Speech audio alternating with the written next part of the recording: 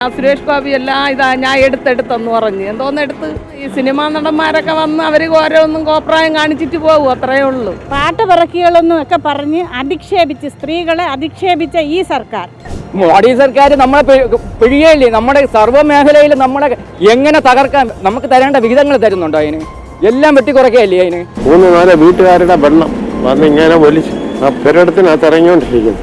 ഒരു നേരത്തെ ഭക്ഷണം പോലും ഇല്ല എന്ന് പറയപ്പെടുന്നത് വളരെ കുറവാണ്. അവർ ഇപ്പം കുറേ ആനുകൂല്യങ്ങൾ അവിടെ കൊടുക്കുന്നുണ്ടല്ലോ. അതിന് എങ്ങനെയാണോ ഇലക്ഷൻ്റെ ഇതിലാണോ എന്നാണെന്നുള്ളത് അറിയില്ല. അതിന് ഒരു അതിദരിദ്രർ എന്നുള്ള ഒരു ഉദാഹരണമാണ് 365 ദിവസം കൊണ്ട് സെക്രട്ടേറിയറ്റ് പടിക്കൽ നിരാഹാരവും രാപ്പകൽ സമരവും നടത്തുന്ന ആശാവർക്കർമാർ 232 രൂപ കൊണ്ട് ഒരു കുടുംബം എങ്ങനെ ജീവിക്കും? അവരല്ലേ അതിദരിദ്രർ? ഈ പ്രഹസനത്തിന് വേണ്ടി കോടികൾ മുടിപ്പിക്കുന്നതിന് നമ്മുടെ ഖജനാവിൽ പണമുണ്ട്. എന്നാൽ അധ്വാനിക്കുന്ന ജനങ്ങൾക്ക് വേണ്ടി അത് ചെലവഴിക്കാനുള്ള പണം നമ്മുടെ സർക്കാരിനില്ല.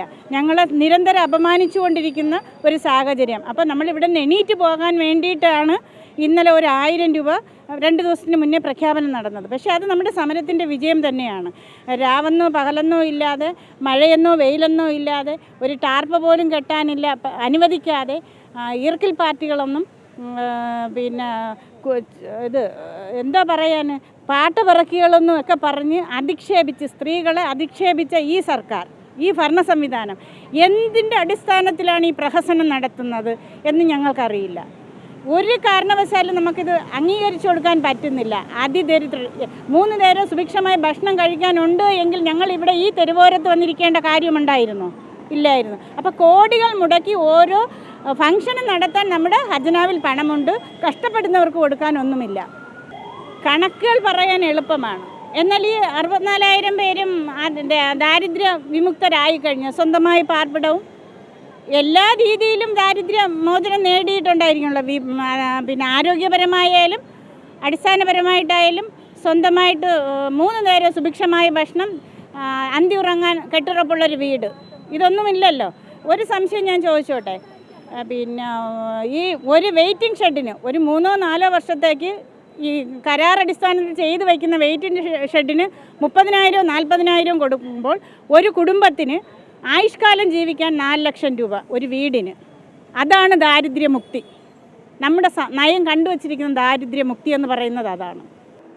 ദാരിദ്ര്യം നിർമ്മാർജ്ജനം നവംബർ 1 പ്രഖ്യാപിക്കുകയാണ്. ഇടതുപക്ഷ ജനാധിപത്യ മുന്നണി കൊണ്ടുവന്ന നേട്ടങ്ങൾ വരച്ച് നിരത്തിക്കൊണ്ട് തന്നെയാണ് സർക്കാർ ഈ കാര്യം പ്രഖ്യാപിക്കുന്നത്. അതിന് പിന്നെ മറ്റ് സ്റ്റേറ്റുകളെ അപേക്ഷിച്ച് ബഹുദൂരം നമ്മൾ മുന്നിൽ എത്തിയിരിക്കുകയാണ്. സർവ്വ മേഖലകളിലും, വിദ്യാഭ്യാസമായാലും ആരോഗ്യമായാലും എല്ലാ മേഖലകളിലും ഗവൺമെൻറ് നമ്പർ 1 നിൽക്കുകയാണ്. ആ സാഹചര്യത്തിൽ ജനങ്ങളെ കണ്ടെത്തി ദാരിദ്ര്യം ഇല്ലാത്ത ഒരു സംസ്ഥാനമായിട്ട് പ്രഖ്യാപിക്കാൻ വേണ്ടി ഗവൺമെൻറ് എടുത്ത നടപടിയെ സർവ്വ സ്വാഗതം ചെയ്യുന്നു. അതൊന്നുമല്ല തെരഞ്ഞെടുപ്പ് മുന്നിൽ കൊണ്ടുള്ള ഇതൊന്നുമല്ല. അതിന് തെരഞ്ഞെടുപ്പ് മുന്നിൽ കൊണ്ടുള്ള ഇതൊന്നുമല്ല. ഗവൺമെൻറ് ഇന്ത്യയിൽ നമ്പർ 1 ഈ സ്റ്റേറ്റ്. ഇന്ത്യയിൽ നമ്പർ 1 ഗവൺമെൻറ് ചെയ്ത മറ്റ് സ്റ്റേറ്റുകളെ നമ്മൾ പോയി നോക്കണം. മറ്റ് സ്റ്റേറ്റുകൾ ഹിന്ദി മേഖലകളിൽ പോയി നോക്കണം നമ്മൾ എന്താണെന്ന് അവിടെ നടക്കുന്നതെന്ന്. അപ്പോൾ അതിനെ അപേക്ഷിച്ച് നോക്കുമ്പോൾ കേരളം നമ്പർ 1.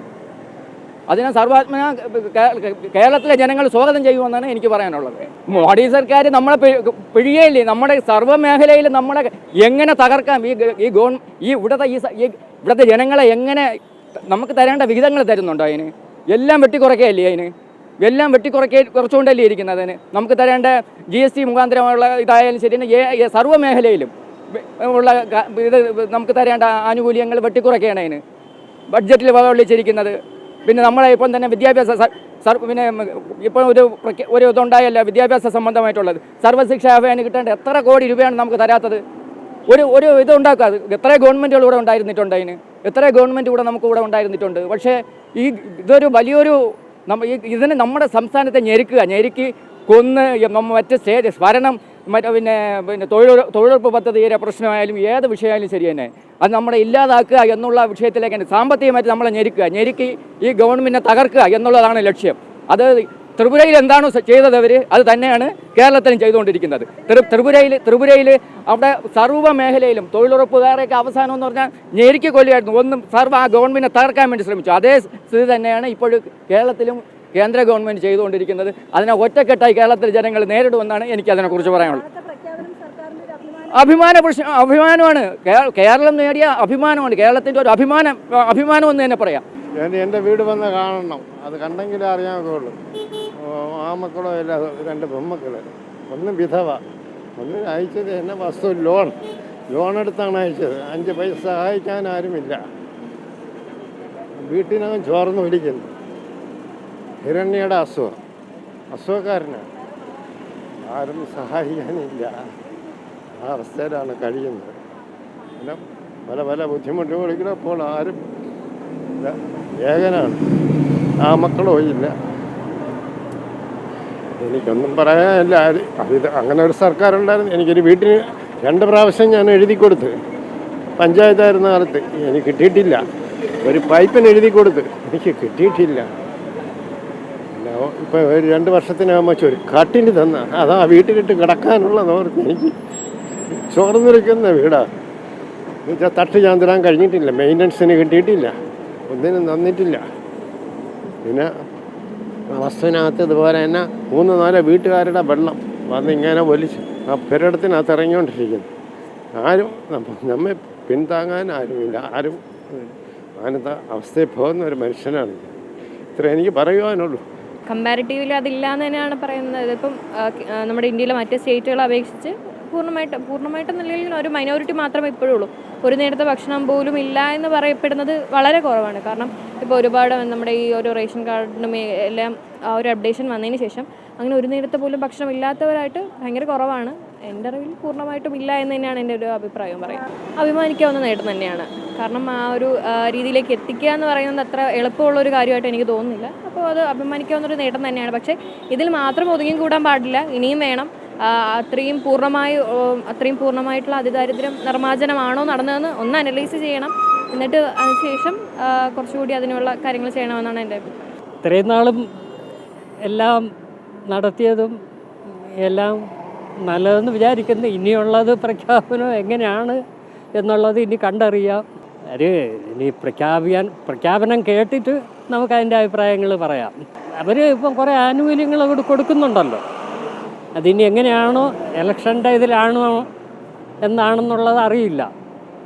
അവർ പ്രഖ്യാപിച്ചിരിക്കുന്നു ദാരിദ്ര്യക്കാർക്ക് 1000 അതൊക്കെ വച്ച് കൊടുക്കുമെന്നുള്ളത് ഒരു ഇനി നാളെ കണ്ടറിയാം. നാളെയാണല്ലോ, നാളെ തൊട്ടാണല്ലോ, 1-ാം തീയതി തൊട്ടാണ് കൊടുക്കുമെന്നൊക്കെ പറയുന്നത്. അത് സ്ത്രീകളല്ലേ, അവർ സ്ത്രീയൊക്കെ നിയന്ത്രിക്കണ്ടേ? ആരും ഒന്നും ചെയ്യൂല. വെറുതെ അവിടെ ഒരു ബാത്റൂം കെട്ടിയിട്ടെങ്കിൽ എന്തോന്ന് ഉപയോഗത്തിന് ബേക്കറിയിൽ കെട്ടിയിട്ടിട്ട് ലക്ഷങ്ങളാക്കി കെട്ടിയിട്ടത് ആരെങ്കിലും ഉപയോഗിക്കാൻ പറ്റുന്നതാണ്? ഇഷ്ടം പോലെ ഉണ്ട്. നാട്ടും പുറത്തൊക്കെ ഇഷ്ടം പോലെ ഉണ്ട് ആൾക്കാർ മരുന്നിനും ആഹാരത്തിനും ഒക്കെ ബുദ്ധിമുട്ടുന്നവർ. നമ്മളൊക്കെ വീട്ടു ജോലിക്ക് പോണവരാണ്. വയ്യായിക ഉള്ളവരൊന്നും ജോലിക്കൊന്നും ആരും നിർത്തൂല്ല. അവരൊക്കെ ശരിക്കും ബുദ്ധിമുട്ടുന്നവരുണ്ട്. 50 വയസ്സ് കഴിഞ്ഞ് കഴിഞ്ഞാൽ പിന്നെ ആരും ജോലിക്ക് പോലും നിർത്തണില്ല. നമ്മളൊക്കെ ആദ്യമേ വർഷങ്ങളോളം നിൽക്കുന്നത് കൊണ്ട് നമ്മളിതാ പോണത്. അതുകൊണ്ട് ഇന്നും ഈ സിനിമാ നടന്മാരൊക്കെ വന്ന് അവർ ഓരോന്നും കോപ്രായം കാണിച്ചിട്ട് പോകും, അത്രയേ ഉള്ളൂ. അല്ല ഒന്നും നടക്കൂല. അവരാർക്കെങ്കിലും എന്തെങ്കിലും കൊടുത്തതായിട്ടറിയാം. സുരേഷ് ഗോപി എല്ലാം ഞാൻ എടുത്തെന്ന് പറഞ്ഞ് എന്തൊരു കൊടുക്കണ്? വെറുതെ പറയാന്നേ ഉള്ളൂ. നമ്മളെപ്പോലെയുള്ളവർ പാടുപെടുമെങ്കിൽ നമ്മളെപ്പോലെ ആഹാരം കഴിക്കും ഞങ്ങളെ വീട്ടിലുള്ളവരൊക്കെ, അത്രയേ ഉള്ളൂ.